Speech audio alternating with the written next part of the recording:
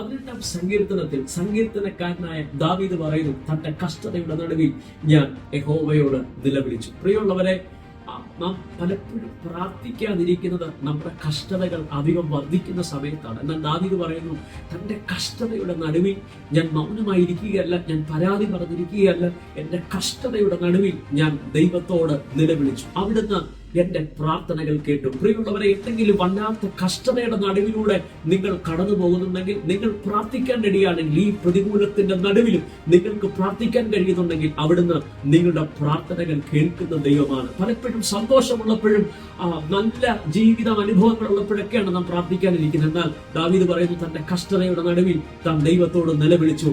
അവിടുന്ന് തന്റെ വിശുദ്ധ മന്ദിരത്തിൽ ഇരുന്നുകൊണ്ട് തന്റെ പ്രാർത്ഥന കേൾക്കുകയും അവിടുന്ന് ആകാശം ചായിച്ച് ഇറങ്ങി വരികയും ചെയ്തു. കഷ്ടതയുടെ നടുവിൽ നിങ്ങൾ പ്രാർത്ഥിക്കാൻ റെഡിയാണെങ്കിൽ, ഈ പ്രതിസന്ധിയുടെ നടുവിൽ അവൻ പരാതി പറഞ്ഞിരിക്കാതെ നിങ്ങൾ പ്രാർത്ഥിക്കാൻ റെഡിയാണെങ്കിൽ, അവിടുന്ന് തീർച്ചയായും ആകാശം ചായിച്ച് ഇറങ്ങി വരിക തന്നെ ചെയ്യും.